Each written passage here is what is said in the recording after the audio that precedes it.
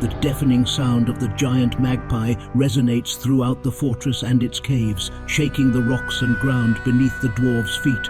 This forgotten beast has returned to the second level of the caves with a ferocity that has left everyone in shock. In its wake, the giant magpie has ended all forms of life that have crossed its path, leaving behind a trail of bloodied bodies and destruction. Among the victims of the beast lies a giant frog that was drowned by the magpie's wings after being knocked down with a frontal assault. Despite its imposing size, the forgotten beast is capable of both flying and swimming with ease, making it a formidable foe for any adventurer daring to confront it. Few know the true nature of the giant magpie and how it has managed to survive in the depths of the caves for so long. Some dwarves believe that the beast has developed supernatural abilities to survive in such a hostile environment, while others think it feeds on the magical energy emanating from the underground rocks. The soldiers guarding the fortress are currently away, making it an easy target for the giant magpie. The winged beast is dangerously close to the fortress entrance, passing very near the end of the hole where the skeletons are found. If the beast discovers the entrance, it could mercilessly attack the dwarves and cause a great deal of damage and destruction. It poses a deadly threat to the underground community. Fortunately, it seems to be preoccupied in the depths, giving the dwarves time to silently construct a hatch. This hatch is connected to a lever located at the beginning of the hole, allowing them to open and close it whenever they need to quickly dispose of enemy bodies. The beast will remain in those caverns, killing anything that crosses its path, but it will no longer have access to the fortress. The soldiers return from their important mission, accompanied by a group of dwarves rescued from the clutches of goblins. Among them is a new settler who, upon seeing the fortress entrance, drops the loot he was carrying and runs safely inside. The goblins follow closely, making the dwarves nervous and hastening their pace. Although the mission was successful, with no casualties in the group and several dead goblins, the many surviving goblins have regrouped and sent a patrol after the heroes. After a day of exhausting marching in the open field, the soldiers and the rescued settlers are tired and don't feel they can all reach the fortress together without being caught. Therefore, the least tired soldiers take up positions just at the edge of the hill, hiding from the goblins, and prepare to ambush them. The brave dwarf warriors, with their axes in hand and shining armors, pounce on the invaders fearlessly. Expert crossbowmen precisely shoot their bolts, hitting the unsuspecting goblins and sowing chaos among their ranks. The goblins, surprised by the ambush, fight desperately to defend themselves, but it is in vain. The dwarves are too strong and skilled in close combat. The battle becomes a slaughter, a massacre that leaves the goblins dead or severely wounded on the ground. Amidst the fray, a novice but expert warrior with an axe stands out from the rock host, named Kubuk. With unwavering determination, she pursues the fleeing goblins and annihilates them one by one with her sharp weapon. And although she will surely be remembered by the dwarves for many generations as a symbol of bravery, she is actually terrified. After several days of peace in the depths, a sinister and unfamiliar sound resonates through the caves. The forgotten beast Esnust has arrived, a giant feathered frog. It has large jaws and squirms and restlessly moves about. Its blue-green feathers are long and narrow. Beware of its venomous bite. It lurks in the shadows of the fortress. Despite having feathers, its imposing size and inability to fly prevent it from sneaking through the fortress's only entry point, the well. However, it will roam the caves, occasionally frightening any dwarf who peers out of a window. Seeing that the beast is currently not a threat, and after a brief but necessary pause to recover their energies, the brave dwarf soldiers embark on a new and dangerous mission. This time, their objective is to attack the southern pit and free the prisoners left behind in their previous attempt. Armed with courage, the 30 dwarf soldiers set forth towards the southern pit with a confidence they lacked in their first try. They have learned from their mistakes and know how to avoid the traps and ambushes that await them on the way. During the soldiers' absence, an unexpected event occurred that left the fortress in a state of vulnerability. The captain of the guard's second son was possessed. What happened next was astounding. Under the influence of possession, the child created an artifact for the fortress, the Estrith Tangak, a bone mace. It was embedded with amethyst and silver stones, and its value was impressive, nothing less than 28,000 gold coins. The dwarves were astonished by the child's creation, which seemed to be imbued with a strange wisdom and skill in crafting precious objects. Even in times of uncertainty and danger, the fortress was capable of producing artifacts of great value and power. Before the soldiers return, another forgotten beast appears on the cave floor, Denther, an imposing one-eyed toad. Its skin is black, and it has a spiraling and rhythmically undulating shell. Beware of its deadly blood. Esnust didn't hesitate upon hearing the distant noisy sound and ran swiftly to confront it. She knew that only one of them could rule the cavern, and she was not willing to give up her place. When they finally met, the battle was epic. Both beasts faced each other, exchanging blows and charges. The walls of the cave trembled with each impact, and the sounds of their roars resonated throughout the place. The battle was intense and bloody. Esnust managed to tear off several fingers and Denther's tongue, causing great pain to her enemy. But Denther fought back, managing to sink her claws into Esnust's body and tear her skin ferociously. The fight went on for hours, with both beasts relentlessly battling amid pools of blood. However, Denther's fate was sealed. Esnust managed to plunge her venomous stinger into her, although due to Denther's size, the poison took time to take effect. Despite Denther fighting with all her might, the venom eventually took its toll, and she fell lifeless to the ground. Esnust remained standing, victorious. After defeating Denther, the beast was in a state of fury and aggression.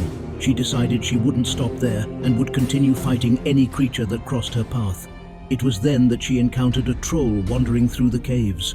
The troll was a formidable enemy with its large size and brute strength, but for Esnust, this was not a problem. She charged against the troll with all her might and defeated it. However, the giant beast didn't stop there. Feeling the adrenaline running through her veins, she decided to seek out another prey. Unfortunately, she came across a poor giant frog that was wandering in the area. The frog was smaller and weaker than Esnust and stood no chance against her. But she didn't stop and attacked the poor creature, ending its life in an instant. Esnust's fury had been temporarily sated. Her reign as the queen of the cavern had been consolidated. The soldiers had returned, better prepared and more experienced in fighting goblins. This time, thanks to their knowledge of the terrain, they successfully completed the mission, destroying the goblin hole and rescuing all the colonists who had been captured. The satisfaction of victory was palpable in the air, and the dwarves rejoiced in the mission's success. During the past year, the citizens have been working hard to reorganize and prepare several training rooms and 40 army barracks. With the new layout of the training rooms and barracks, the dwarves could sleep closer to the barracks and be better prepared for any threat that arose. Additionally, by leaving rooms vacant, they could accommodate newly rescued settlers in the central rooms of the fortress. This reorganization not only improved the security of the dwarven city, but also strengthened the community. The dwarves felt more united and organized, giving them greater confidence in their ability to face any danger that might appear. After several successful missions rescuing prisoners, the number of colonists had increased to 140. Although there were still many children, there were enough adults to form a new melee squad. This new squad was named the Pink Trumpets, and consisted of 10 soldiers equipped with the same iron gear as the other melee squads. Their name was chosen in honor of the wildflower that grew in nearby fields, which had a beautiful bright pink color. As they prepared for their first training session, the Pink Trumpets were a mix of excitement and nervousness. They knew they had big shoes to fill, but they were determined to do a good job. With time, they would become an important part of the dwarven army, demonstrating their bravery and skills on the battlefield. Seabrek, the leader of the Pink Trumpets, surprised many by choosing an iron whip as his main weapon. While some of his fellow soldiers considered it strange, Seabrek knew exactly what he was doing. The iron whip, despite not being a common choice for combat, had certain advantages that Seabrek knew how to exploit. It was an effective control tool, not only against enemy goblins, but also to demand the best possible training from his squad. Seabrek made sure his soldiers understood the importance of rigorous training and left no room for complacency or negligence. He used the iron whip as a means to keep his squad alert, always ready for any challenge that might arise. With the new squad consolidated and ready, a group of troops set forth towards the last pit to the south of their position. The pit was large, with about 75 enemies inside. Although the 30 veteran dwarves in the group had faced similar challenges in the past, there was always the possibility that something could go wrong. However, they had confidence in their training and the strength of their unit to emerge victorious. Before they departed, Seabreck made sure that the new squad, the Pink Trumpets, remained in the fortress to continue training and improve their combat skills. Whip cracks are heard in the training room as the soldiers of the Pink Trumpets work hard to perfect their skills. During the absence of the 30 soldiers, a visitor arrives running to the fortress. It's Muthkat, a soldier from the Northern Realms, the last survivor of a squad ambushed in the forests. He rushes in, scared and shouting that a numerous group of goblins is chasing him. Panic spreads throughout the fortress. The new recruits are not able to handle such a high number of enemies, as they are rookies, and many of them are not fully equipped yet. The process of creating equipment is slow and tedious due to the need to create charcoal from the trees outside. The situation is critical, and the defense of the fortress now depends on the mountain pass and its 2 canine heroes who will have to bravely give their lives to protect the colony. The sound of war drums resonates through the corridors, and tension fills the air as the dwarves prepare to face the goblin onslaught. This time, the enemy is much more numerous than ever before, but nothing that the mountain pass can't handle. The dogs, faithful guardians of the colony, didn't hesitate to give their lives to protect their owners. Their heart-wrenching howls filled the air as the enemy horde attacked them mercilessly. But despite the enemy's cruelty, the defenders of the colony closed the doors and bridge, trapping the goblins in the hallway. They then opened the floodgates, pushing the enemy into the gathering room where they perished en masse with no hope of escape. Once again, the mountain pass had triumphed and saved the last survivors of the Rocklands. The 30 soldiers returned to the fortress with a bittersweet feeling. As they have achieved a small victory against the enemy, they have not been able to completely eradicate the goblin whole. Despite this, they are content and proud of their mission's success. However, as they enter the fortress, the atmosphere is heavy and somber.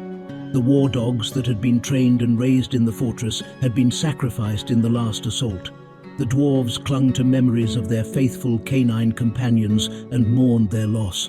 The dogs had been loyal companions for at least the past year, and their sacrifice had been immense in the fight to protect the fortress. A ceremony was held in their honor, and they were buried in a prominent location on the floor of the rooms alongside the rest of the canine heroes. The soldiers gathered around the mausoleums, speaking with sadness and admiration of the valor and dedication shown by the war dogs. With all the commotion, the dwarves had forgotten to take care of cleaning the gathering room. The bodies of the fallen enemies were scattered throughout the room, and the putrid smell grew stronger. However, the dwarves didn't let disgust and sadness overcome them, and they got to work. With impressive efficiency, the dwarves started to collect the bodies and threw them down the hole, leading to the underground lake. The sound of the bodies falling and hitting the metal of the hatch echoed throughout the room and reverberated against the stone walls. Once the task was completed, one dwarf took charge of opening and closing the hatch that covered the hole, disposing of the remains into the underground lake, possibly for the enjoyment of the giant magpie. Anticipating the need for a larger army, the dwarves have been working tirelessly to build enough barracks to accommodate a total of 60 soldiers. However, there are still some rooms left to complete the task, but the biggest delay is the lack of enough dwarves to fill the positions and a more elaborate industry for creating armor and weapons. Although the dwarves' biggest concern is the lack of resources, they can't continue creating charcoal from the trees outside, as goblins can attack and trap the defenseless settlers in the forest at any moment. The indoor tree farm is also not sufficient to create objects at a constant rate. Facing this situation, the dwarves have decided to dig deep to find another heat source for the metallurgical industry. The excavation is being done with caution, as the dwarves are aware that any wrong move can cause a collapse. During the excavation, they have come across a third level of caverns, and although the dwarves are intrepid and brave, They know that there are always dangers in the unknown. Therefore, they decide to act cautiously and immediately close the new caverns with a 2-story wall to protect themselves from whatever may emerge from the depths. However, curiosity tempts them, and they cannot help but wonder what lies behind the wall. Have they found a new source of wealth and minerals in those caverns, or perhaps something darker and more dangerous? Uncertainty consumes them, and sooner or later, when the soldiers and new recruits are ready, the caverns will be explored and secured. Finally, the dwarves have discovered hot stone in their excavation, and after several surveys, they have found a large underground lake of lava. The excitement in the fortress is palpable, as this discovery could mean a great advantage for the dwarves' metallurgical and weapon industry. After making sure the lake was contained and would not spread beyond its current location, the dwarves quickly closed the hole they had opened with an iron floor. This protective wall prevents any dangerous creature that might survive the high temperatures from sneaking into the fortress. Despite the danger, the dwarves know that this magma source is very valuable. It is an inexhaustible source of heat for the metallurgical industry and will allow them to produce weapons and armor at a much faster rate. The dwarves are facing a crucial decision: how to utilize the discovery of the underground lava lake. The dwarves considered 3 options, each with its pros and cons. The first option was the simplest, building the furnace industry on the same level as the lava. This solution was the safest, but it would be at a considerable depth, making it difficult to move materials up and down, which would delay production. The second option was to create lava-resistant pumps to pump it up to the fortress and use it directly on the upper floors. This alternative presented the challenge of requiring mechanical power, so hydraulic turbines and other complex engineering systems would be needed to make it a reality. Finally, the dwarves opted for the third option, transporting the lava through a minecart. However, this option also had its challenges, such as designing and constructing the minecart, as well as planning the safest route for transporting the lava. After a long debate, an engineering and construction team was set in motion to design and build a safe transportation system. The long-awaited moment finally arrives. The furnace and blacksmith industry room is ready for transporting the lava. The dwarves are excited to see their design complete, with holes to deposit the lava and a raw material storage room. Below the production room, they have built another room with prepared spaces to be filled with lava, which will look impressive when the lighting is turned on. The test of the minecart is carried out smoothly, despite the dangerous speed of its descent through the underground levels. In the collection room, another dwarf pushes the minecart through the channels, filling it with lava from the underground lake. Only one of the channels is prepared to be opened, while the other will remain closed for now. One floor below, the magma lake is connected to the channel and sealed off with grates to prevent the entry of unwanted creatures. When the minecart is full, a dwarf will manually transport it to the furnace room and deposit the lava in its corresponding hole. With everything working perfectly, the dwarves decide to test the channel with real lava. The small room to the right is used to open the channels and allow the lava to flow. They have installed a retractable floor connected to a lever with the hope of capturing some magma creatures in the future to study and see how they could be harnessed in their industry. Although the work of transporting the lava is slow, the holes will be filled, and the furnace and blacksmith industry will be able to operate smoothly. The dwarves are proud of their work and eagerly await the benefits that lava will bring to their underground fortress. Suddenly, a new monstrous sound echoes through the cavern, putting the forgotten beast Esnust once again in a position to defend her dominion.